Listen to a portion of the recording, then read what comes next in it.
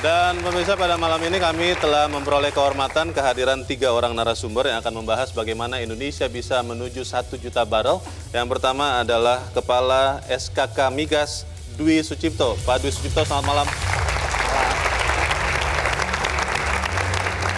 Terima kasih telah hadir, Pak. Silakan. Kemudian Vice President Indonesian Petroleum Association Ronald Gunawan. Pak Ronald, selamat malam.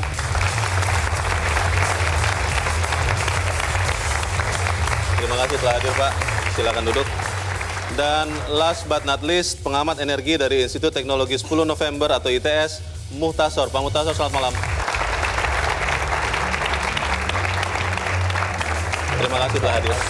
Silakan, Pak. Sebelum kita berdiskusi bagaimana Indonesia bisa mencapai 1 juta barel, kita akan ikuti ulasan berikut ini. Kita akan mulai diskusi pada malam ini dengan memotret kondisi terakhir dari industri migas kita. Saya ingin ke Pak Dwi dulu, Pak. Pak Dwi, apakah memang saat ini produksi migas, khususnya minyak, Pak, Ya. di Indonesia itu memang terus menurun dan sebetulnya apakah karena banyak investor tidak tertarik untuk mencari sumur baru karena katanya tidak menguntungkan untuk investasi di sumur minyak di Indonesia saat ini. Bagaimana, Pak Dwi? Ya, jadi kita bisa lihat bahwa sejak tahun 1978, awal 80-an, di mana itu keemasan produksi minyak yang terbesar. Dan setelah itu terjadi penurunan secara kontinu dan memang kalau kita lihat bahwa produksi ini akan meningkat kalau memang ditemukan sebuah cadangan yang cukup besar, yang signifikan. Dan itu waktu itu ditemukannya Minas. Kemudian ada beberapa kenaikan ketika ada penemuan di Kalimantan Timur, kemudian di Natuna dan sebagainya. Nah, oleh karena itu memang ke depan kita harus fokus untuk bagaimana investor bisa masuk dan berinvestasi, melakukan eksplorasi. Sampai kita berbicara sekarang, Pak, produksi minyak untuk nasional Indonesia itu di angka berapa ya, Pak? Tahun ini sekitar 750.000 barel per hari.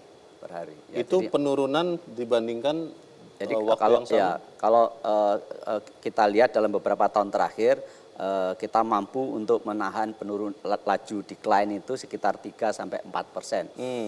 Sedangkan apabila kita naturally terjadi itu sekitar 20% decline, sehingga effort yang sekarang dilakukan sebelum ditemukannya cadangan besar ya bagaimana kita menahan decline ini dan bahkan barangkali nanti pada beberapa tahun ke depan kita akan upayakan supaya tidak terjadi decline dan pada saatnya kita akan harapkan kita bisa meningkat dengan melalui beberapa teknologi maupun eksplorasi tersebut. Memang karena sumur-sumur sudah tua, Pak Ronald, akhirnya kemudian kita harus merasakan sekarang efeknya, produksi turun dan akhirnya Presiden Jokowi pun marah-marah begitu ya, karena kan defisit migas cukup besar sampai sekarang.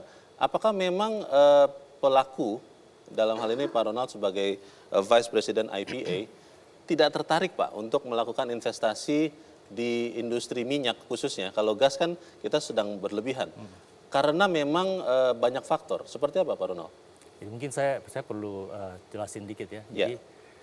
Jadi resources business ini ya oil and gas business ini adalah decline business. Declining business. Decline business. Maksudnya jadi, industri yang sedang turun? Bukan, maksudnya kita tuh punya resources. Oke. Kalau kita produksi otomatis dia akan decline. Kalau kita tidak mengganti resources yang kita produksi. Itu yang istilahnya kita ganti reserve replacement ratio kan. Iya. Nah, di situ. Jadi saya pikir penurunan produksi itu normal. Ya.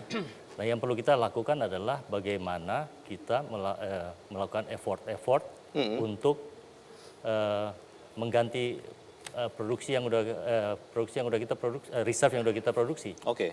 Nah, cara menggantinya adalah dengan eksplorasi. Eksplorasi. Iya. Penemuan sumber baru. Penemuan resources baru. Oh, cadangan-cadangan baru. Jadi cadangan baru. Oke. Nah, disitulah. Nah, di Indonesia sendiri kalau kita melihat bahwa memang sejak tahun 2014 waktu harga minyak drop dari $100 turun sampai di bawah 30 ya. Di bawah 30 itu di tahun 2016. Itu memang semua perusahaan di dunia ini Nggak ada yang investasi. nggak mengurangi investasi, Menahan diri, mengurangi investasi significantly. termasuk anggota-anggota IPA. Ya, Karena memang merugikan kalau kemudian dieksploitasi, minyaknya ada tapi tidak terjual begitu kan? bukan karena begini juga ya. Jadi Nah, semua perusahaan dengan harga minyak turun, ya kan, ekonomi skimnya juga kan berubah. iya. Jadi ya kita jadi pada saat itu semua pada itu adalah kita bagaimana mengatur supaya kita mengatur spending buat eksplorasi kan. Oke. Karena apa? Karena eksplorasi itu kita belum ketemu minyaknya. Jadi pada saat kita drilling itu belum tentu kita ketemu minyaknya. Iya. Kalau kita yang produksi, kalau kita walk over atau kita drilling di existing Iya. area, Hitung-hitungan itu bisnisnya udah ada tidak masuk, minyaknya. begitu ya? Hitungan bisnisnya. Oke. Dan itu bukan hanya terjadi di Indonesia, tapi juga terjadi di seluruh dunia. karena harga minyak terutama yang memang relatif rendah ya Iya. pada waktu itu.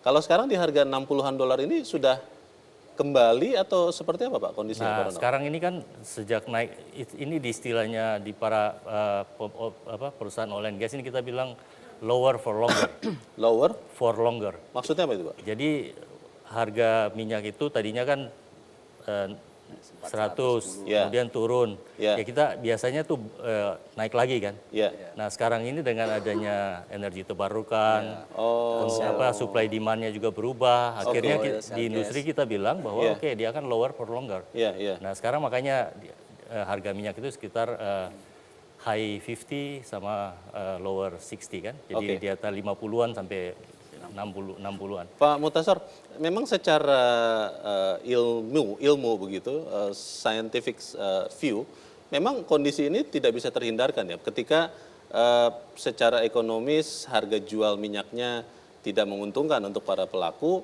ya otomatis kemudian produksinya turun dan akhirnya juga minat untuk mencari sumur baru juga relatif teredam. Seperti itu atau bukan?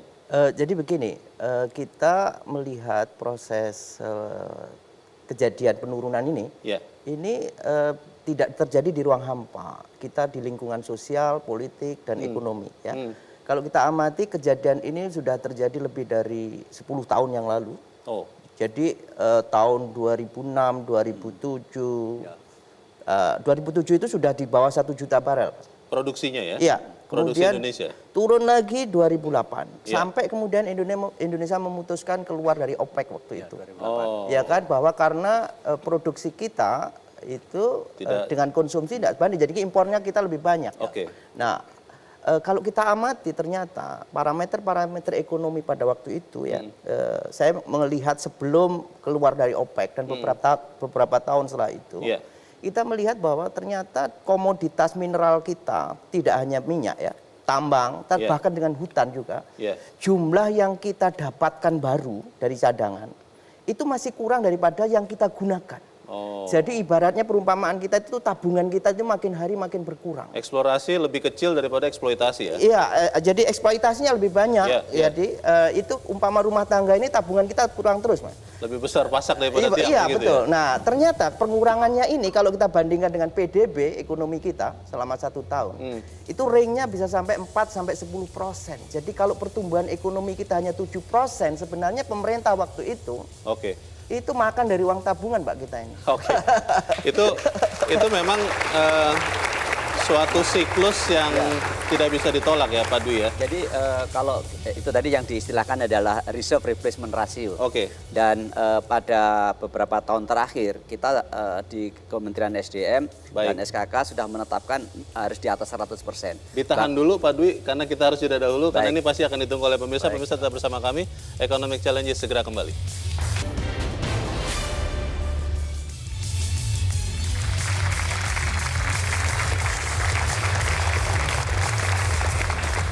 Terima kasih pemirsa Anda masih bersama kami. Kita masih berusaha mencapai 1 juta barel produksi minyak Indonesia selama 1 tahun. Pak Dwi, tadi sudah dijelaskan Pak Mutasor, Pak Ronald bahwa memang ya secara alamiah Ya, memang menurun ya, ya. ya. Tapi pertanyaannya apakah kemudian Indonesia menyerah begitu saja? Ya. Lalu 1 juta barel itu Apakah itu utopia atau Iya, memang sesuatu yang bisa dicapai? Bagaimana Betul. Pak? Jadi mungkin nyambung apa yang tadi saya sampaikan terputus mengenai reserve replacement ratio ini memang penting sekali agar tidak tekor tadi. Dan beberapa tahun terakhir 2018 kita sudah bisa di atas 100%. Artinya temuan cadangan barunya itu di atas dari yang diambil. Kemudian di 2019 ini lebih tinggi lagi. Sekarang tahun ini kira-kira kita akan dapat 350%. Kenapa? Karena masuk cadangan dari Blok Masela. Nah, di 2020 kita Kementerian SDM juga selalu menetapkan harus di atas 100%. Supaya tidak tekor tadi seperti Prof. Mutasar sampaikan.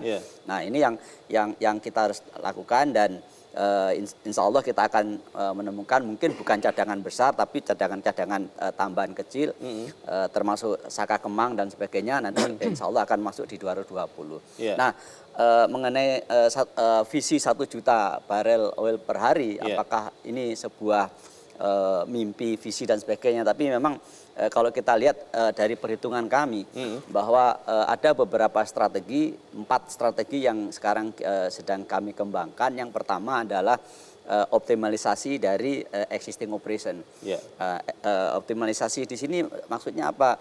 Bahwa rencana kerja yang kita sudah susun tahunan itu harus secara disiplin dilaksanakan dan dimaksimalisasi mengenai potensi jumlah sumur yang bisa dibor di tahun itu. Nah, dalam hal ini kita tentu sebagian besar akan berharap betul dengan peran Pertamina. Yang kedua adalah potensi adanya cadangan-cadangan yang mungkin sekarang belum ekonomi. Tapi apabila kita lakukan kalkulasi baru dengan fleksibilitas insentif yang dibuka oleh pemerintah, ini mungkin bisa menjadi ekonomi. Nah, ini yang akan kita kita dorong dipercepat dan itu yang kami sebut sebagai transformasi proses dari reserve to production. Itu strategi kedua. Strategi ketiga itu adalah dengan implementasi EOR dan yang keempat adalah dari eksplorasi tadi. Nah, dari strategi yang pertama itu kita harapkan kita bisa menahan penurunan itu sampai 4% seperti yang sekarang terjadi. Nah, dengan strategi kedua kita harapkan kemudian kita hindari penurunan tadi slightly mulai ada kenaikan. Dan dengan strategi yang EOR ini juga akan terjadi mulai ada kenaikan dan tentu yang paling besar dampaknya adalah ketika eksplorasi nanti memberikan produksi streamline di tahun-tahun belakangan. Jadi 1 juta barel produksi minyak per hari itu target tahun berapa sih Pak? Kita targetkan sekarang di 2030. 2030? Yes. Sekitar 11 tahun dari sekarang? Yes, 10 itu tahun. Perhitungan yang optimistis, realistis atau seperti apa? Kami di SKK mendorong semuanya harus optimis dan itu dalam kalkulasi yang kami lakukan adalah upaya-upaya yang kami sebut sebagai target optimis. Tetapi tentu saja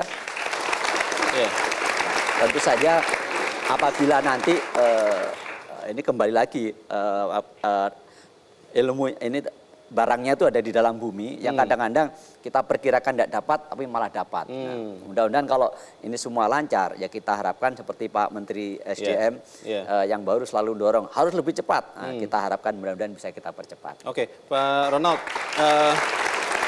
SKK Migas sudah menargetkan 2030 1 juta barel produksi minyak per hari. Ini kan tentunya melibatkan juga IPA. Itu bisa tercapai tidak? Apa kendalanya yang mungkin akan bisa mengganjal 1 juta barel itu? Saya pikir gini, kalau itu kita perlu sama-sama untuk menciptakan iklim investasi yang bagus.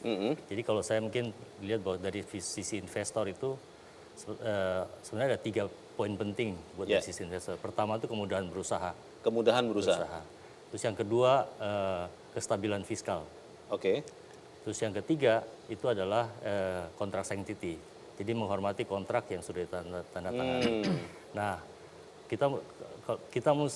kita mesti untuk selalu send positif signal ke industri. Sinyal untuk Ya, para pelaku sinyal ya. untuk para pelaku supaya Iya. apa? Supaya mereka lihat bahwa oke di Indonesia ini kok iklim investasi bagus segala Iya. macam dan mereka akan tertarik untuk datang. Untuk kemudahan berinvestasi di sektor migas, menurut IPS sekarang sudah pada level yang seperti apa? Sudah mudah atau masih banyak yang susah? Saya pikir sudah ada kemajuan yang cukup berarti ya. Oke. Dalam 2 tahun terakhir ini sudah kemajuan yang cukup berarti. Hmm. Jadi ya kita mungkin untuk kalau kita mau ikut yang target yang 1 juta barrel per hari di 2030, kita mesti sama-sama lihat lagi apa yang bisa kita kembangkan bersama, apa yang kita bisa Ya. attack bersama, ada ya peraturan-peraturan mungkin yang perlu kita Oke. streamline ya kan. Oke. Kalau kepastian tadi Pak, kepastian kontrak mungkin juga secara luas kepastian hukum lah kalau kita katakan, karena undang-undang migas ini kan di beberapa bagiannya kadang-kadang gonta-ganti, kadang-kadang berubah, pembagian hasil juga bisa berubah-ubah. Itu masih favorable, masih kondusif untuk IPA, para pelaku berinvestasi atau seperti apa? Saat ini masih kondusif untuk Oke. investasi. Cuma tadi saya mungkin tambahkan sedikit yang tadi Pak Dwi sempat tambahkan juga bahwa memang ada field tertentu di existing PSC. Iya, sumur-sumur ya? Bukan area field yang istilahnya undeveloped discoveries. Oke. Jadi yang sudah di-discover tapi secara ekonomi belum bisa dikembangkan. Karena ya kalau harga minyak 100 mungkin bisa dikembangkan ya, tapi sekarang harga minyak kan 50-an, 60. Oke. Nah itu yang kita perlu lihat sama-sama, apakah ada insentif-insentif yang bisa diberikan oleh pemerintah. Pak Muntasor, industri migas ini selalu dikatakan orang industri yang sangat tinggi resikonya. Karena seperti tadi kata Pak Dwi, walaupun sudah pakai satelit, sudah pakai sistem yang canggih, bisa jadi yang dikira ada ternyata tidak ada begitu. Dan itu kan investasinya juga bukan sedikit. Pertanyaannya adalah bagaimana bisa mencapai 1 juta barel target 2030 tanpa penemuan sumur-sumur ataupun cadangan-cadangan baru yang cukup signifikan. Itu bisa tercapai tidak?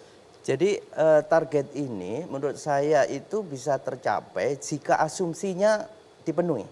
Oke. Dan capaian ini kan harus meningkat, karena itu harus ada perubahan. Kalau nggak ada perubahan, nggak mungkin ini tercapai. Yang paling signifikan apa, Pak? Perubahan itu ada 3 hal. Ya. Biasanya kalau kita menyelesaikan soal itu ada 3 hal. Pertama, bagaimana seharusnya. Yang kedua, kalau nggak bisa bagaimana seharusnya, bagaimana baiknya. Oke. Tapi yang penting jangan semua kita itu bilang bagaimana enaknya, itu kan. Ya, Yang bagaimana seharusnya itu kaitannya misalnya prinsip dalam Undang-Undang Dasar 45, apa yang dikatakan pasal 33, terjemahannya seperti yang disampaikan oleh Bung Hatta. Negara bekerja, rakyat bekerja, di tengahnya swasta bekerja, kemudian jangan sampai ada terlalu banyak yang di tengah yang tidak produktif, gitu kan, antara produsen, konsumen dan seterusnya. Ini prinsip dari Bung Hatta. Broker-broker dihilangkan. Nah, yang seperti itu. Mafia-mafia Itu Bung Hatta bilang. diberantas begitu ya. Yang kedua, bagaimana baiknya? Kita memperhatikan ada banyak keterbatasan, ya. Constraint ini banyak. Lembaga negara, pemerintah harus memastikan ini asumsinya dipenuhi. 1, kalau situasinya seperti sekarang, DPR, pemerintah bikin undang-undang migas saja sudah 7 tahun nggak jadi revisinya. Ini kalau situasinya masih seperti ini, marilah kita dorong nih SKK ini supaya memenuhi targetnya, ya kan? Itu. Terus kemudian coba kita punya undang-undang energi, terjemahannya salah satunya misalnya adalah anggota Dewan Energi Nasional diangkat. Sampai sekarang vakum, Pak. Tata Sampai kelola sekarang, ya? Iya, sampai sekarang vakum. Oke. Nah, ini kan yang membantu mengawasi Menteri ESDM. Iya. Nah, juga ketuanya Menteri ESDM. Jadi yang diawasi sama yang ngawasi Diri nggak sendiri. ya. Nah, yang kalau situasinya masih seperti ini, asumsinya susah, Mas. Jadi saya minta supaya pemerintah memastikan ini terjadi dengan suasana yang baik. Kemudian yang ketiga, pelaku usaha ini kan semua memang cari untung, itu pastilah, dan itu kita apresiasi. Ya, yang penting menurut saya bagaimana SKK Migas bisa bekerja lebih strategis dan fokus pada hal-hal untuk mencapai ini. Jadi misalnya jangan sampai ada target meleset ya. Oke. Nanti selepas jeda Pak Dwi yang harus menjawab, tapi kita harus jeda dulu. Bapak-bapak dan pemirsa tetap bersama kami. Economic Challenges segera kembali.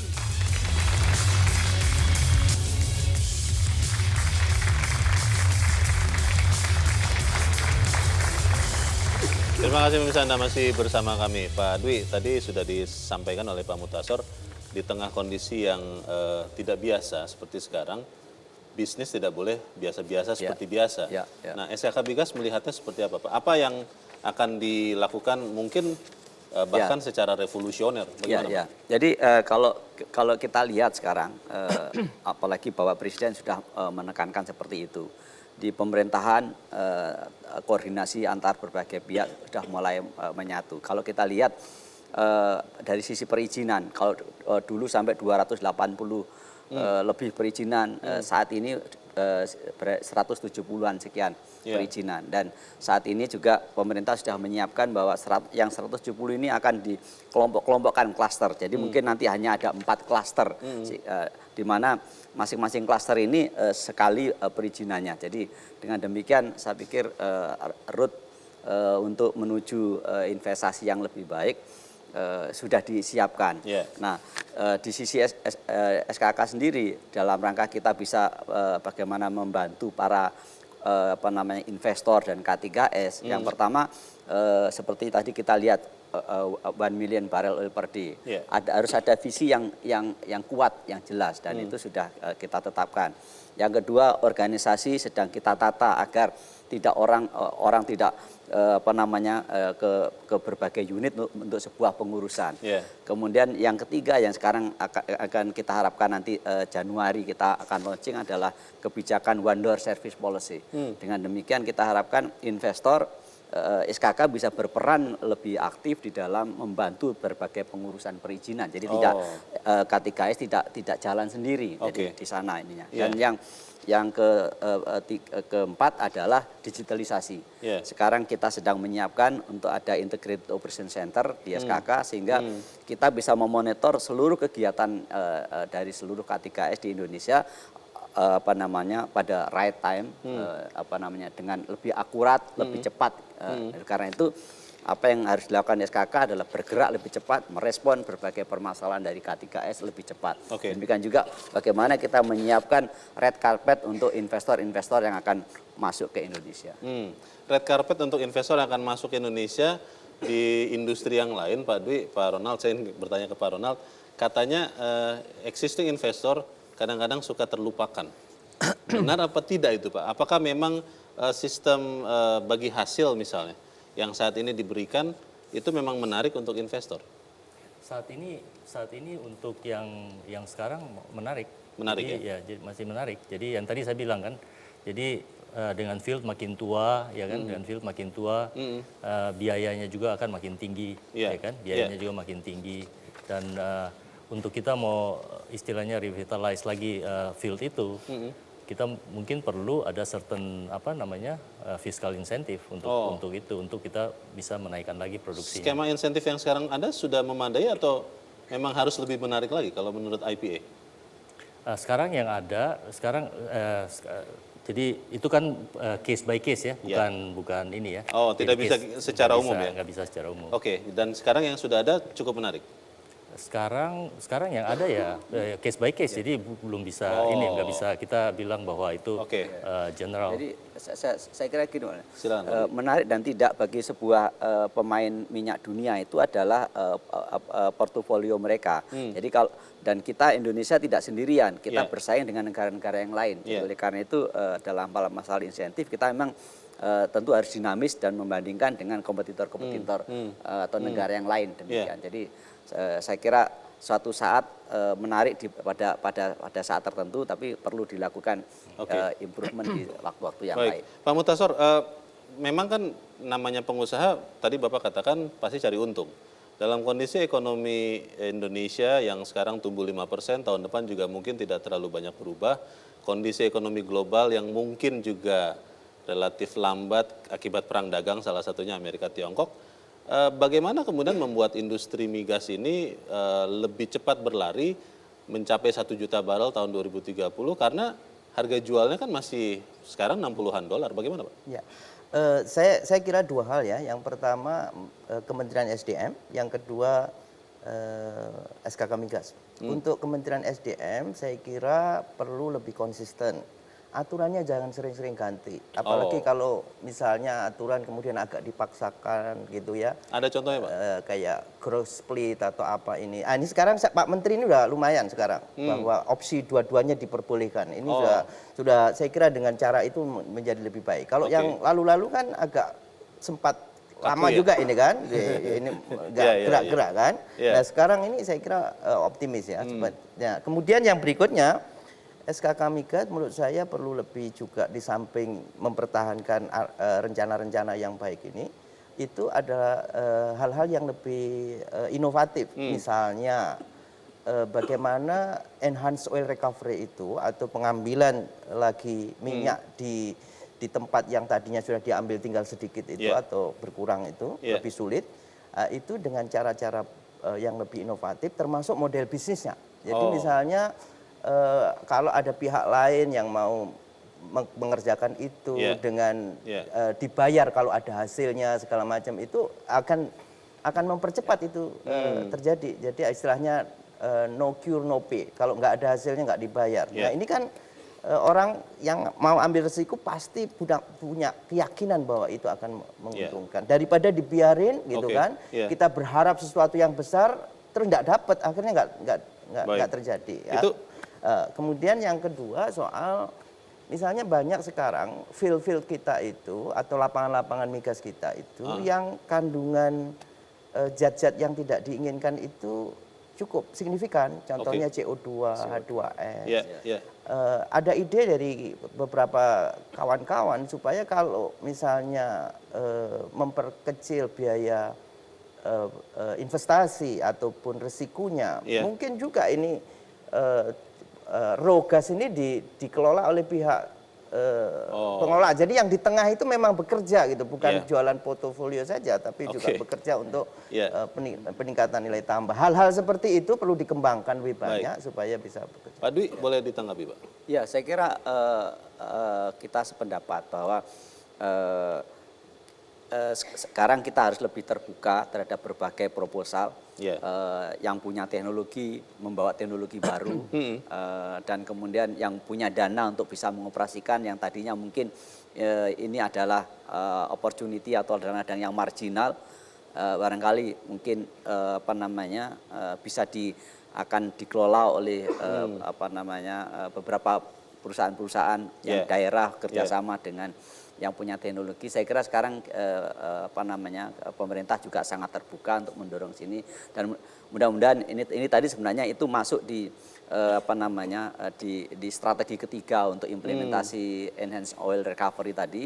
Kemudian termasuk yang di strategi kedua yang bagaimana kita mengakselerasi reserve to production itu saya kira antara lain adalah apa yang Prof. Mutasar tadi sampaikan. Kita berusaha pasti harus optimis. Saya ingin bertanya lagi ke Pak Dwi, bagaimana progres pengelolaan blok-blok migas yang besar-besar ini Pak? Ada Rokan, ada Mahakam, itu sudah seperti apa? Apakah kita nanti akan melihat lompatan produksi misalnya? Ya, jadi kebetulan memang kemarin kita juga secara serius mengadakan diskusi-diskusi dengan PHM, Pertamina Hulu Mahakam, dan ada kalau memang beberapa tahun kemarin karena memang perpanjangannya ini berjalan cukup alot sehingga investasi memang tidak secara masif dilakukan, bahkan boleh dikatakan 2018 tidak ada investasi, sehingga di 2017 karena 2018 awal itu baru pindah ke Pertamina. 2017 antara Total dan Pertamina ini masih belum jelas bagaimana perpindahan. Jadi Total juga tidak melakukan investasi. Di 2018 drop, dan saat itu Pertamina juga masih melakukan drilling. Nah, 2019 ini sudah mulai. Dan 2020 nanti akan lebih banyak lagi, bahkan di Mahakam ditargetkan oleh kawan-kawan dari PHM akan ngedrill paling tidak 125 sumur per tahun. Tahun 2020? 2020 dan selanjutnya. Itu diperkirakan akan mulai berproduksi kapan Pak? Karena ini di existing field, maka sesungguhnya saat itu kita ngedrill saat itu dia akan berproduksi ya. Dan sedangkan untuk blok yang lain yang cukup besar adalah Rokan yang Baik. memang dulu Rokan adalah produsen minyak terbesar, tapi Yeah. sekarang sudah tergeser oleh Exxon Mobil, Oke. Cepu, dan ini juga demikian decline, dan saat ini sedang dalam proses untuk transisi dengan Pertamina. Harapannya Pertamina bisa segera masuk di tahun 2020 nanti. Oke, kita akan jeda dahulu Bapak-Bapak dan pemirsa tetap bersama kami, Economic Challenges segera kembali.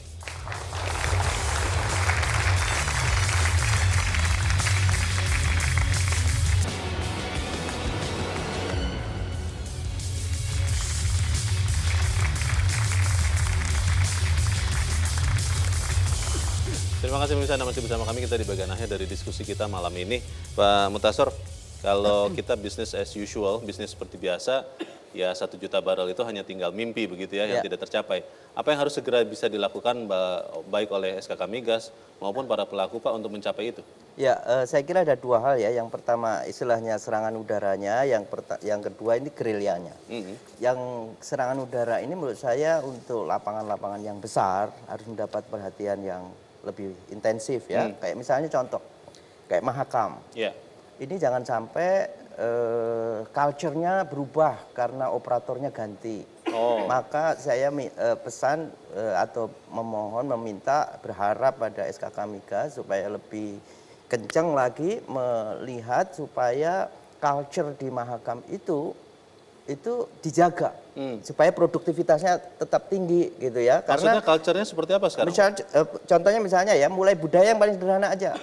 Kalau ketepatan waktu rapat itu sudah mulai berubah misalnya, seandainya loh ya ini Yeah, seandainya. yeah. Kemudian yang kedua seandainya tentang safety. yeah. Kalau tadinya ketat itu kan, terus agak ada pengecualian, Disiplin ya, nah berarti, simply Pak. gitu Yeah, kan. yeah. Itu tanda-tanda bahwa nanti produksi itu akan targetnya juga akan gampang dimaafkan. Oke.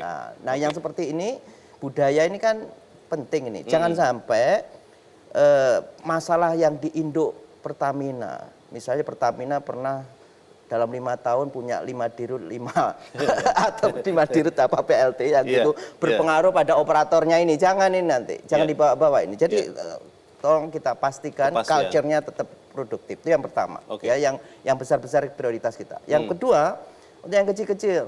Yang kecil-kecil tetap kita juga pastikan bergerak supaya misalnya teknologi yang mau dicoba untuk IOR kemudian atau dicoba dalam pengertian itu Oke. sudah proven tapi belum pernah dipraktekkan di sini gitu misalnya ya. Terus yang lain soal misalnya adalah mini refinery untuk mendekatkan antara produsen dengan pengolahan. Baik. Dan skala-skala tidak harus selalu besar. Pokoknya semua digarap, jangan ada yang terlewat itu Oke, ya. itu bisnis unusual ya, unusual business. Pak Ronald, bagaimana yang harus dilakukan?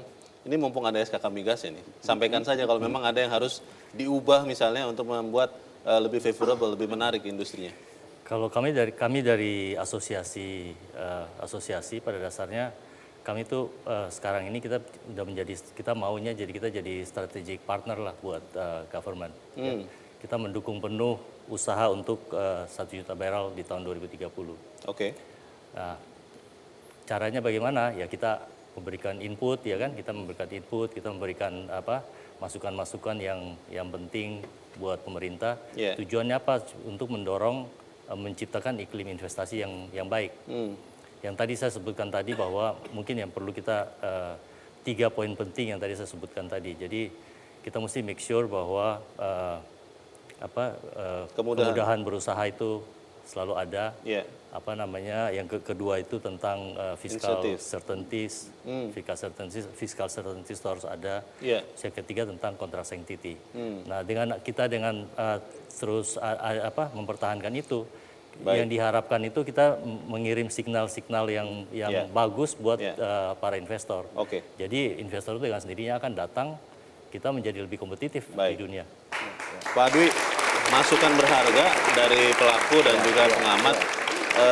Apa yang bisa kita lakukan, Pak Dwi? Jadi yang pertama kita mungkin menyinggung sedikit mengenai masalah defisit.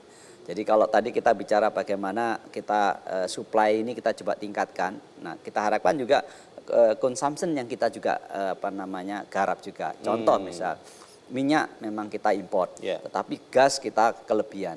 Nah, tentu kita harapkan ada upaya untuk konversi dari minyak ke gas ini dimudahkan, diberikan insentif dan lain sebagainya begitu ya. Didorong di berbagai sektor untuk mendorong agar industri juga bergerak dari penggunaan minyak ke penggunaan gas. Mengenai energi baru dan terbarukan. Nah, berkaitan dengan masalah kembali kepada topik kita yang 1 juta barel per hari ini, maka apa yang kita lakukan sekarang, yang pertama bahwa SKK akan lebih fokus untuk mendetailkan langkah-langkah dari semua strategi yang ada, sehingga kita bisa monitor dari waktu ke waktu dan meyakinkan bahwa semua rencana-rencana tersebut jalan.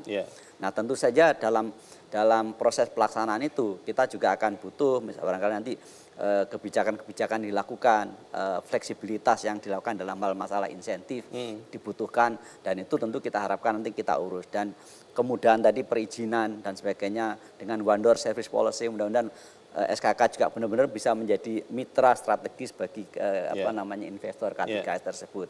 Nah, ini yang kita harapkan ke depan kita bisa meyakinkan bahwa kita menuju ke sana. Memastikan disiplin, Pak. Nah, itu tadi masalah klasik yang ternyata masih terjadi juga kelihatannya. Bukan hanya disiplin, saya kira kerja keras juga. Nah, ruang itu mulai kelihatan. Sambil contoh misalnya dalam soal eksplorasi. Seperti tadi sebenarnya the key adalah di eksplorasi. Eksplorasi kita sekarang sudah tersedia komitmen pasti itu sebesar 2,1 billion US dollar. Jadi untuk di spending 5 tahun. Jadi oleh karena itu sesungguhnya kegiatan itu akan banyak. Oleh karena itu ke depan pasti kegiatan eksplorasi drilling ini akan banyak ke depan.